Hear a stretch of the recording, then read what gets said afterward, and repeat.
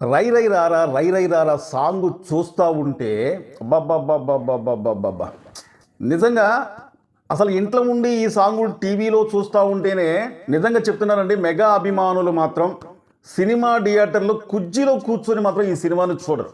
ఖచ్చితంగా మాత్రం కుర్చీలో అయితే కూర్చొని అయితే ఈ సినిమాని చూడరు. ఇంకొకటి ఏంటంటే ఈ సినిమాని ఒక్కసారి చూస్తే అర్థం కాదు.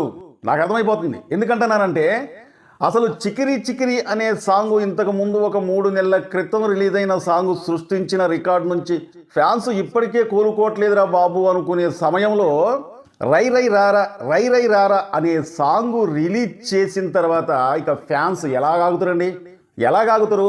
మార్చి 27వ తారీఖున రిలీజ్ అని చెప్పేసి ఇంకొక నెల రోజులు గ్యాప్ తీసుకునేలాంటికే ఇప్పటికే ఫ్యాన్స్ బాబా ఏం పని అయిపోయిందిరా బాబు, మిస్ అయిపోయిందిరా, ఎప్పుడు చూడాలి, ఎప్పుడు ఈ సినిమా రిలీజ్ అయింది, ఈ పాటలు ఎప్పుడు చూడాలి, రామ్ చరణ్ గారి డాన్స్ ఎప్పుడు చూడాలి, ఫైట్ ఎప్పుడు చూడాలి, ఉన్న రికార్డులు మొత్తం కూడా కొల్లగొడతా ఉంటే, ఉన్న రికార్డులు మొత్తం కూడా బద్దలు కొడతా ఉంటే మేము ఎప్పుడు చూడాలని చెప్పి ఫ్యాన్స్ ఇప్పటి వరకు కూడా ఎదురు చూస్తూ వాళ్ళ కళ్ళు కాయలు కడుతున్నాయి. వాళ్ళ బాధ అర్థం చేసుకున్న డైరెక్టర్ బుచ్చిబాబు శాంపిల్గా వాళ్ళ కోరిక మేరకు ఒక సాంగ్ను విడుదల చేసిందండి.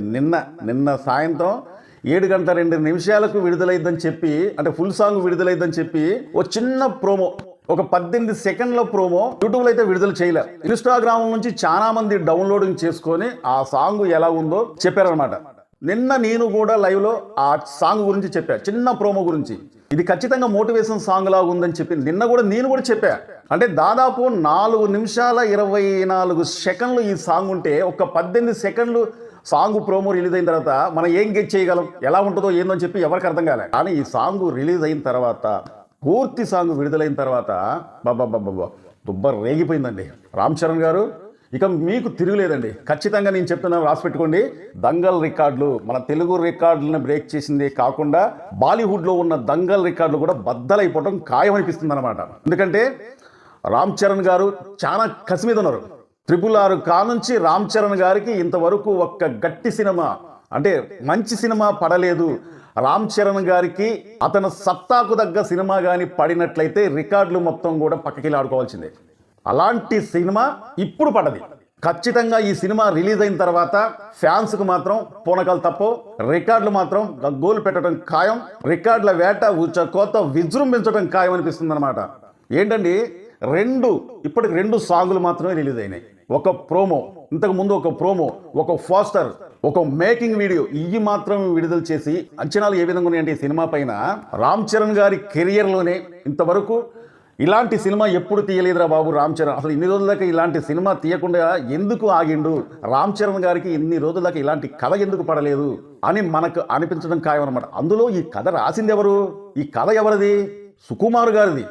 సుకుమార్ గారు కథ అందించిందంటేనే అది ఒక అద్భుతమైన కళాఖండం అనుకోవచ్చు. ఎందుకంటున్నానంటే సుకుమార్ గారు కథ రాసినా, సుకుమార్ గారు దర్శకత్వం వహించినా ఇక అది ఎన్ని రికార్డు సృష్టిస్తుందో మనందరికీ తెలిసిన విషయమే. ఇంతకుముందు రామ్ చరణ్ గారు నటించిన రంగస్థలం సినిమా కూడా రామ్ చరణ్ గారిలో ఇలాంటి నటన అనేది దాగుందా అని చెప్పి ఎవ్వరికి తెలియదు. ఆ సినిమా చూసిన తర్వాత రామ్ చరణ్ గారి ఆ కథలో, ఆ పాత్రలో పరకాయం ప్రవేశం చేసేసింది అనమాట. అప్పుడు మనకు అనిపించింది బాబా ఏం యాక్టింగ్ రా బాబు. ఒక్కొక్క సీన్స్ చూస్తూ ఉంటే ఆ సినిమాలో గూస్ బంప్స్ వచ్చేసినాయి. మరి ఇప్పటి వరకు కూడా ఆ సినిమా గురించి మనం చెప్పుకుంటున్నాం అంటే కేవలం రామ్ చరణ్ గారి నట విశ్వరూపమని చెప్పొచ్చు అనమాట. దానికి తలదన్నేలాగా, దానికి మించేలాగా రామ్ చరణ్ గారి యాక్టింగ్కి రామ్ చరణ్ గారే పోటీ పడే విధంగా ఈ సినిమాలో రామ్ చరణ్ గారి పాత్ర, ఆ పాత్రలో రామ్ చరణ్ గారు ఏ విధంగా పరకాయం ప్రవేశం చేసి అతని నట విశ్వరూపం చూపించింది ఈ సినిమాలో మనం చూడొచ్చు అనమాట. చాలు. ఎందుకంటే ఈ 2 సాంగ్స్ చాలు. ఓ భారీ ఎత్తున ఫైట్లు, భారీ ఎత్తున 20-30 సుమ్ములు పైకి లెగటం, బాంబ్ బ్లాస్టింగ్లు, సినిమా థియేటర్ మొత్తం కూడా అల్లకొల్లవరం అయిపోయిన డైలాగులు, ఇవన్నీ అవసరంలా. ఈ 2 సాంగులు చాలు. ఖచ్చితంగా మీరందరూ గుర్తుపెట్టుకోవాలండి. మళ్ళీ ఈ వీడియో చూడాలి నేను ఏం చెప్పాననేది.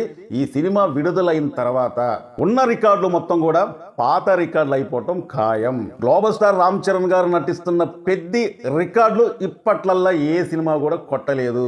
కానీ చాలా మంది అభిమానులు ఏమనుకుంటున్నారంటే సోషల్ మీడియాలో వాళ్ళు ఎన్నోసార్లు కామెంట్ ద్వారా మాట్లాడేది ఏంటంటే బాలీవుడ్లో ఉన్న దంగల్ సినిమా రికార్డులు ఖచ్చితంగా బద్దలు కొట్టాలి. మన తెలుగు హీరోలు ఎప్పుడు ఆ రికార్డులు బ్రేక్ చేస్తాయా, ఎప్పుడు కొత్త రికార్డులు సృష్టిస్తుందా అని చెప్పి ఎదురు చూస్తున్నారు. ఎంతో మంది డైరెక్టర్లు కూడా ఆ రికార్డు బద్దలగొట్టడానికి మన హీరోల్ని సానపడుతున్నారు. కథలను కూడా ఎన్నుకోవటంలో కూడా పోటీ పడుతున్నారు. కానీ బాహుబలికి మించిన రికార్డులు దంగల్ సినిమా పేరు మీద ఉన్నాయన్నమాట. పుష్ప 2 రికార్డు బ్రేక్ చేస్తుందేమో అనుకున్నారు, కానీ దానివల్ల కాలే. రామ్ చరణ్ గారు నటిస్తున్న పెద్ది మూవీ, ఖచ్చితంగా చెప్తున్నారండి, రామ్ చరణ్ గారు నటిస్తున్న పెద్ది మూవీ మాత్రం ఆ రికార్డు బద్దలు కొట్టడం ఖాయమనిపిస్తుంది అనమాట.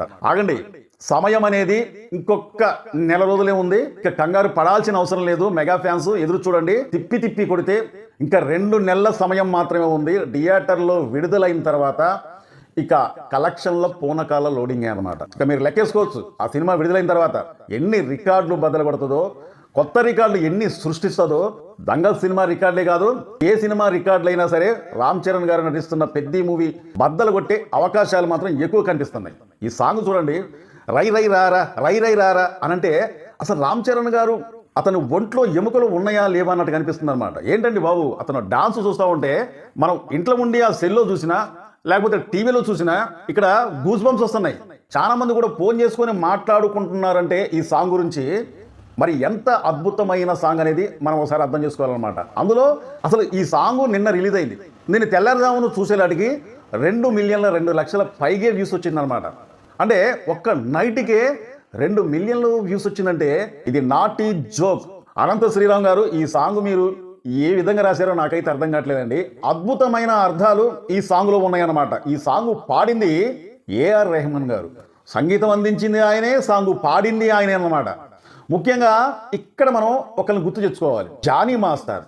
చికిరీ చికిరీ సాంగ్కి జానీ మాస్టర్ వేసిన స్టెప్పుకి ప్రపంచ దేశాలలో ఉన్న ప్రతి ఒక్కరు కూడా ఆలాల భాషలలో ఈ సాంగ్ రిలీజ్ కాకపోయినా వాళ్ళే ఈ సాంగ్ని వాళ్ళ భాషలలో డబ్ చేసుకొని చికిరీ చికిరీ అనే సాంగ్కి ఎంతమంది, ఎన్ని రీల్స్లు, ఎన్ని షార్ట్ వీడియోలు, ఎన్ని కోట్ల మంది ఈ సాంగ్ రీల్స్ చేశారనేది ప్రతి ఒక్కరికి తెలుసు అనమాట. దాదాపు 170 మిలియన్ల వ్యూస్ సంపాదించుకుందంటే చికిరీ చికిరీ సాంగ్ అనేది మామూలు విషయం కాదండి. ఖచ్చితంగా మీరు గమనించండి, ఆ సాంగుకు మించి అంటే ఆ సాంగుకు ఉన్న రికార్డులను కూడా, అంటే రామ్ చరణ్ గారి చికిరీ చికిరీ సాంగ్ని రికార్డుల్ని మళ్ళీ రామ్ చరణ్ గారే బ్రేక్ చేస్తారనమాట ఈ సాంగ్తో. ఫ్యాన్స్కు మాత్రం పూనకాలు తెప్పించిందండి ఈ సాంగ్ అనేది. ఈ 2 సాంగ్లు చాలండి ఈ సినిమా ఎంత బ్లాక్ బస్టర్ హిట్ కాబోతుంది అనేది ఈ 2 సాంగ్లు చూస్తేనే మనకు అర్థమైపోతుంది అనమాట. అంతేకాకుండా క్రికెట్ కథా నేపథ్యంలో వచ్చే ఈ సినిమా మాత్రం ప్రతి ఒక్కరిని ఆకట్టుకునే విధంగా ఈ సినిమా ఉండబోతుందండి.